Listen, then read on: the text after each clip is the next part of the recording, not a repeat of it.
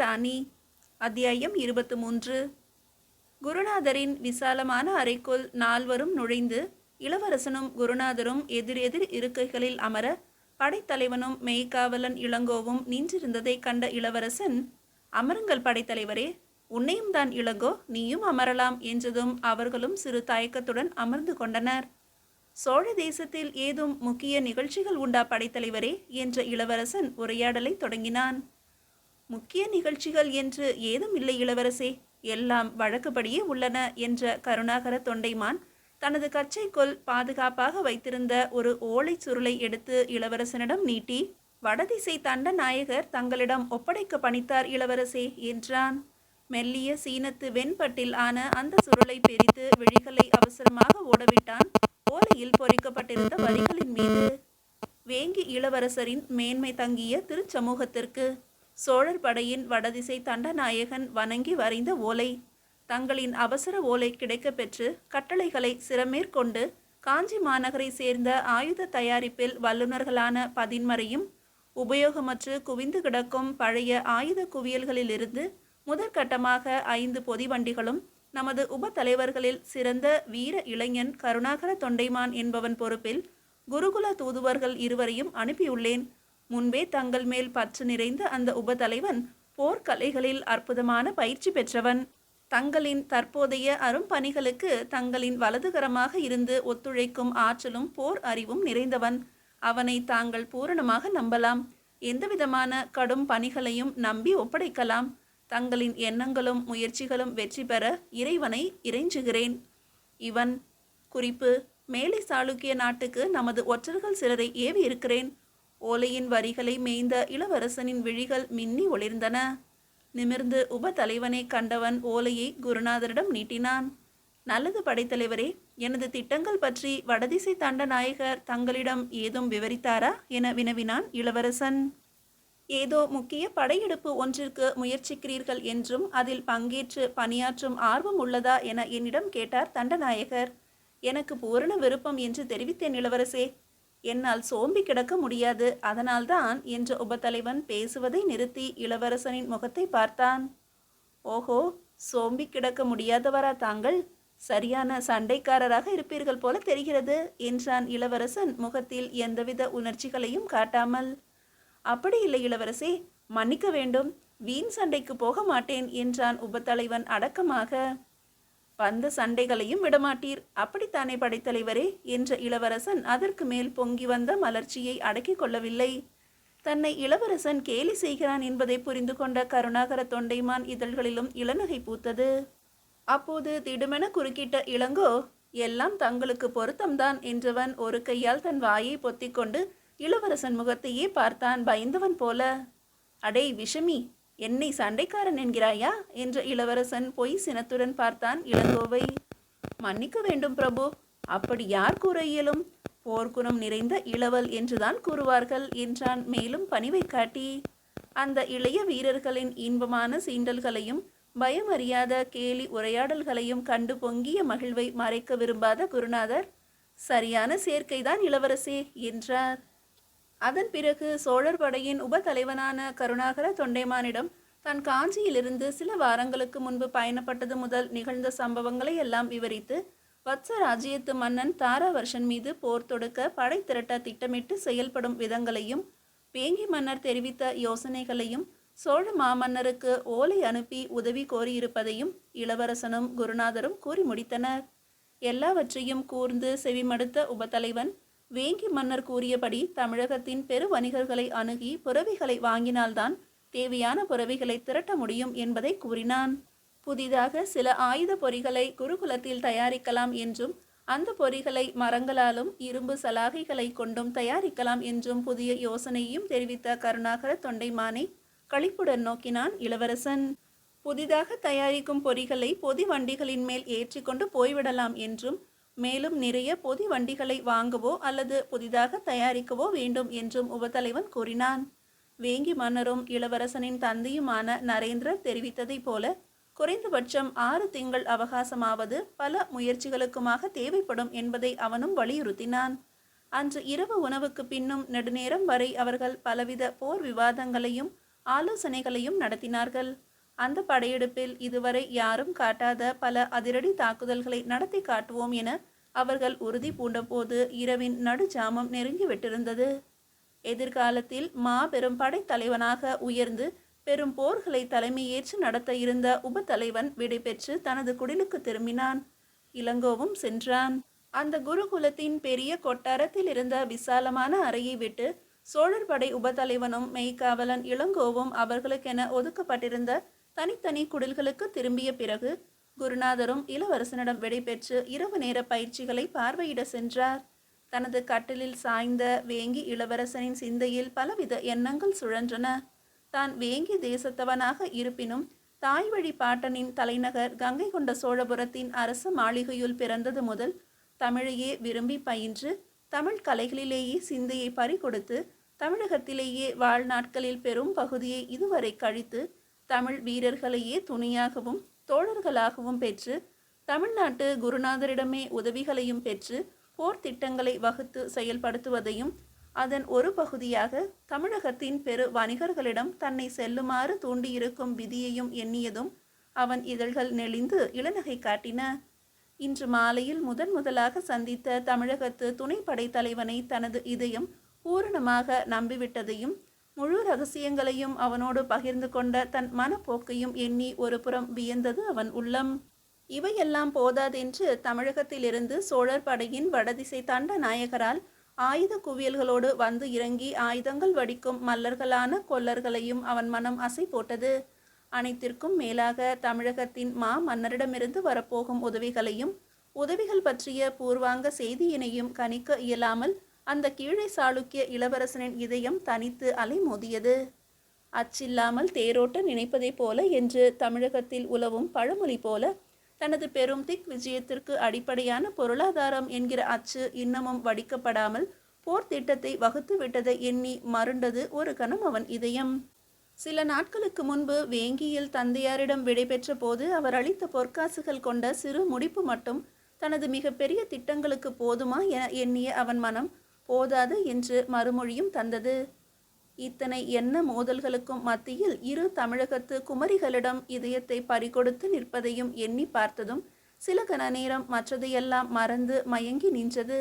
இருவிதமான அந்த பேரழகிகளை நினைத்ததும் தன்னுள் சுறுசுறுவென ஒருவித உற்சாகமும் ஊற்றெடுப்பதை உணர்ந்து வியந்தான். அவனை அறியாமல் அனிச்சையாக அந்த இரு அழகிகளை சந்தித்த நிகழ்வுகள் நினைவில் சுழன்று சொக்க வைத்தன. விதியின் மாய கரங்களை எண்ணி மலைத்தது அவன் மனம். நடுஜாமம் கழிந்த அந்த நாழிகையிலும் பெரும் அடர் வனத்தின் நடுவே அமைந்திருந்த அந்த பழங்கால குருகுல பெருவெளியின் ஒரு ஓரத்தில் அமைக்கப்பட்டிருந்த கொல்லர் உலைக்களங்களிலிருந்து மடார் மடார் என்ற சம்மட்டி அடிக்கும் ஓசை எழுந்து எங்கும் எதிரொலித்து கொண்டிருந்ததால் உறங்காமல் கட்டிலில் புரண்டு கொண்டு என்ன அலைகளில் மிதந்து கொண்டிருந்த இளவரசன் ராஜேந்திரனின் செவிகளிலும் அது பாய்ந்தது.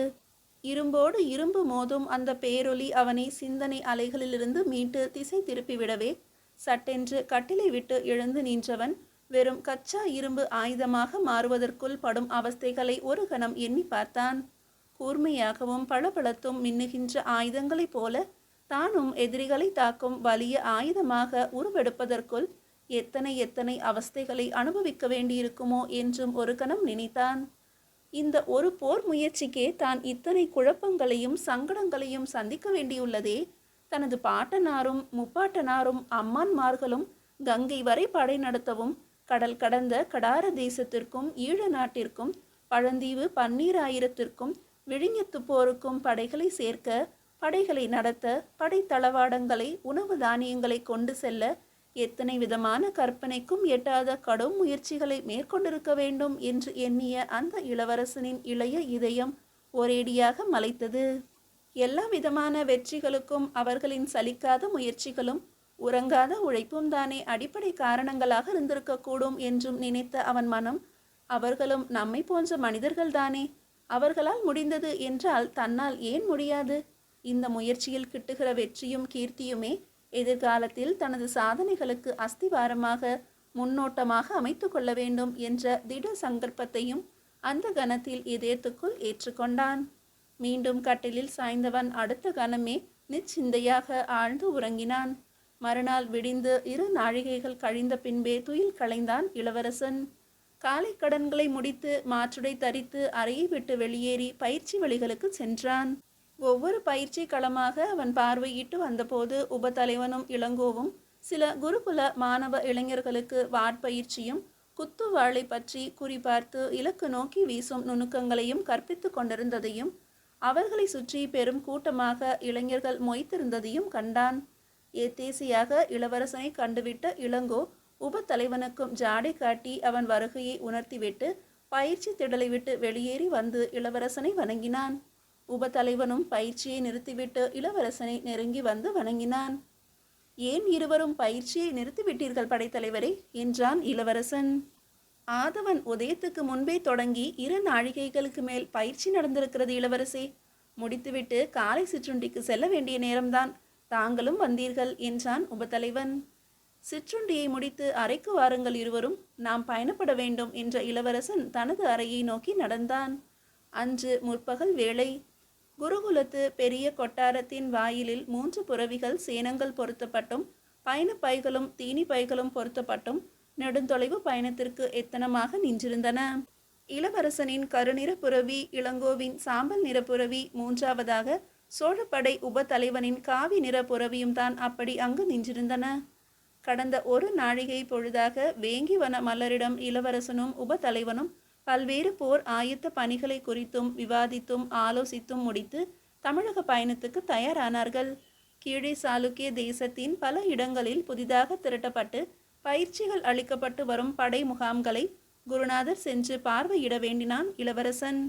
குருகுலத்தின் நீண்ட நாளைய ஊழியர்கள் சிலரை குருநாதர் வெளியிடங்களுக்கு செல்லும் காலங்களில் குருகுல நிர்வாக பொறுப்புகளை ஏற்று கடமையாற்ற பணித்துவிட்டு குருநாதர் செல்ல வேண்டும் எனவும், குருகுல வளாகத்திற்குள் புதிதாக சில நாட்களாக இயங்கும் கொல்லு பட்டறைகள் முழு வீச்சில் ஆயுத உற்பத்தியை நடத்தவும், தான் குருகுலத்தில் இல்லாத காலத்தில் சோழ மாமன்னரிடமிருந்தும் புதிய பயிற்சி முகாம்களில் இருந்தும் செய்திகள் வந்தால் தக்கவாறு நடவடிக்கைகளை மேற்கொள்ளவும் வேண்டிக் கொண்டான் குருநாதரை.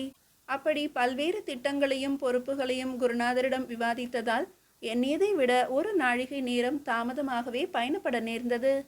விடை கொடுங்கள் குருநாதரே, நாங்கள் சோழ நாட்டின் குணதிசை கடற்கரை பட்டினங்களுக்கும் தலைநகருக்கும் சென்று எத்தனை விரைவில் திரும்ப முடியுமோ அத்தனை விரைவில் திரும்புகிறோம் என இளவரசன் கூறிய போது அவன் சற்றும் எதிர்பாராத விதமாக, வெற்றியுடன் திரும்புங்கள் இளவரசே என்ற குருநாதர் ஒரு பண முடிப்பையும் அவனிடம் நீட்டி, இதையும் கொண்டு செல்லுங்கள், தேவைப்படலாம் என்ற போது திகைத்து நின்றான் இளவரசன்.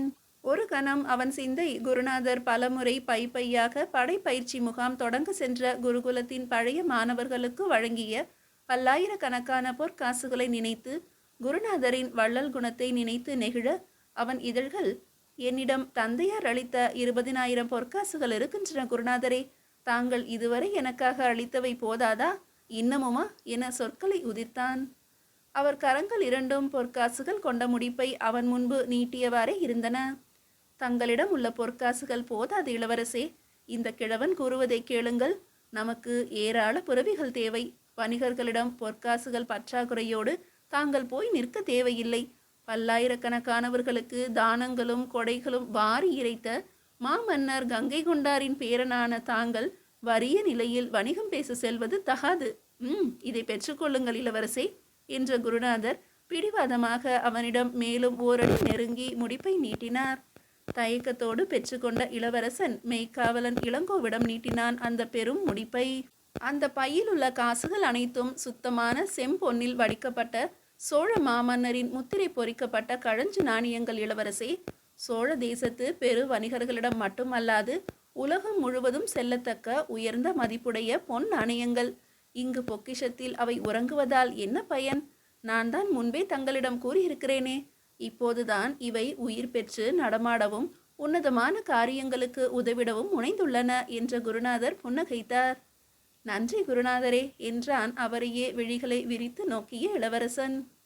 இளவரசே, மாமல்லபுரத்திலும் வீர சோழ பட்டினத்து வணிகரிடமும் வாங்கும் புறவிகளை தக்க வீரர்கள் பாதுகாப்பில் இங்கு அனுப்பிவிட்டு பூம்புகாருக்கும் நாகை துறைமுக பட்டினத்துக்கும் செல்லுங்கள். அதிக எண்ணிக்கையில் தொடக்கத்திலேயே வாங்கிவிட்டால் புறவிகளோடு நம் படைத்தலைவரையும் இங்கு அனுப்பிவிடுங்கள். ஏன் அப்படி கூறுகிறேன் என்பது புரிகிறதல்லவா என்றார் குருநாதர். புரிகிறது குருநாதரே. புதிய புரவிகளை பயிற்சி அளித்து நம் பணிகளுக்கு தயார் செய்யத்தானே என்றான் இளவரசன். ஆம், நல்லது இளவரசே. தற்சமயம் படைத்தலைவர் தங்களோடு இணைந்திருப்பதும் நல்லதுதான். செல்லும் இடங்களெல்லாம் அவருக்கு பரிச்சயமான வீரர்களும் நிறைய இருப்பார்கள். வீரர்களை அமர்த்துவதற்கெல்லாம் தாங்கள் சிரமப்பட தேவை இருக்காது. நல்ல செய்திகளோடு விளைவுகளோடு திரும்புங்கள். நானும் புதிய லாயங்களை கட்டத் தொடங்குகிறேன் என்று வலதுகரத்தை உயர்த்தி விடை கொடுத்தார். இளவரசனும் மற்ற இருவரும் வணங்கி அந்த அறையிலிருந்து வெளியேறினர். அவர்களை தொடர்ந்து வாயில் வரை வந்து நின்று வழி அனுப்பினார் குருநாதர். இலக்கை குறிவைத்து வீழ்த்துவதில் அந்த மூவருமே வல்லவர்கள்தான். நிச்சயம் அவர்கள் வாழ்வில் அளப்பரிய வெற்றிகளை குவிப்பார்கள் என்று நினைத்த குருநாதர் அவர்களின் புரவிகள் ஒரே சீராக பாய்ந்து செல்லும் நேர்த்தியை கண்டவாறு அப்படியே சில நிமிடங்கள் நின்றிருந்தார். அவர்கள் குருகுலத்தில் முகாமிடுகிற போது அங்கு நிலவுகிற கலகலப்பையும் குருகுல மாணவர்கள் பெரும் உற்சாகத்தோடு அவர்களிடம் வித்தைகளை கற்றதையும் அவர்களுக்கு சேவை செய்வதில் மாணவர்கள் காட்டிய மகிழ்வையும் எண்ணிய அவர் மனம் யாரையும் கவர்ந்தெழுக்கும் அலாதியான கலை அந்த மூவரிடமும் மண்டி இருப்பதை உணர்ந்தது. குருகுலத்தை விட்டு புறப்பட்ட இளவரசனும் அவன் துணைவர்களும் அந்த வனப்பகுதி முடியும் வரை புரவிகளை சீராக ஓடவிட்டு பெருவழியை அடைந்ததும் விரைந்து ஓட வைத்தனர். மீதியை அடுத்த அத்தியாயத்தில் காணலாம்.